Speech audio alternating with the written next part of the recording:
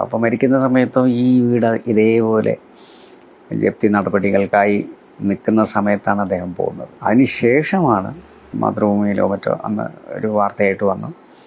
അപ്പോഴാണ് സമൂഹം അറിയുന്നത്, പാർട്ടി അറിയുന്നത്.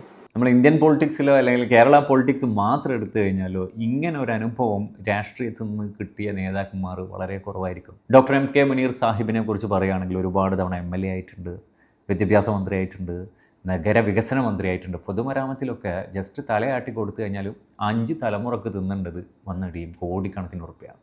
ഇങ്ങനൊരു അവസ്ഥ, ഇങ്ങനൊരു പൊസിഷൻ ഹാൻഡിൽ ചെയ്ത മനുഷ്യനിക്ക് വന്നു എന്നുള്ളത് അത്ഭുതമല്ലേ. ഉപ്പയും രാഷ്ട്രീയ എക്സ്പീരിയൻസ് ഉള്ള ആളാണ് ബഹുമാനപ്പെട്ട CH മുഹമ്മദ് കോയ സാഹിബ്. അദ്ദേഹം മുൻ മുഖ്യമന്ത്രിയായിരുന്നു. ഈ ഇൻ്റർവ്യൂവിൽ പറയുന്നുണ്ട് അദ്ദേഹം മരിക്കുന്നത് തൊട്ട് മുമ്പാണ് വീട് ജപ്തിയിലാണ് എന്ന് പാർട്ടി അറിയുന്നത്, പത്രത്തിലൊക്കെ വന്നിട്ടുള്ളത്. അദ്ദേഹം ജീവിച്ചിരിക്കെ തന്നെ ദാരിദ്ര്യത്തിൻ്റെ രുചി അറിഞ്ഞു എന്ന് പറയുന്നത് രാഷ്ട്രീയത്തിൽ നിന്നും ഒന്നും ഉണ്ടാക്കിയില്ല എന്നൊരു വസ്തുത നമുക്ക് മനസ്സിലാക്കാൻ പറ്റുമല്ലോ. ചരിത്രം എടുത്തു കഴിഞ്ഞാൽ രാജ്യസേവനത്തിനായിട്ട് ദാരിദ്ര്യം രുചിച്ച ഒരുപാട് നേതൃത്വത്തിനെ കുറിച്ച് നമ്മൾ കേട്ടിട്ടുണ്ട്. പക്ഷേ ആദ്യമായിട്ടാണ് കേരള രാഷ്ട്രീയത്തിൽ ഇങ്ങനൊരു അനുഭവം.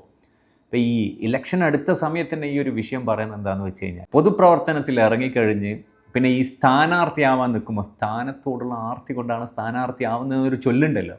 ആ സ്ഥാനം അങ്ങ് കൈ കിട്ടിക്കഴിഞ്ഞാൽ ഒരു 5 തലമുറക്ക് മിനിമം തിന്നാനുള്ളതും സുഖിക്കാനുള്ളതും ഉണ്ടാക്കി വെക്കുന്ന ചില പൊതുപ്രവർത്തകരുള്ള ഈ കാലഘട്ടത്തിൽ തന്നെ നമ്മൾ അണികൾ വോട്ടേഴ്സ് മനസ്സിലാക്കേണ്ടത് എന്താണെന്ന് വെച്ച് കഴിഞ്ഞാൽ, നമുക്കൊരു കുഴപ്പമുണ്ട്. നമ്മളെ പാർട്ടിയിലുള്ള ആരെന്ത് ചെയ്താലും, പ്രത്യേകിച്ച് നേതൃത്വത്തിലേക്ക് വരുന്ന ആൾ എന്ത് ചെയ്താലും നമ്മൾ കണ്ണടച്ച് അവരങ്ങ് സപ്പോർട്ട് ചെയ്യും.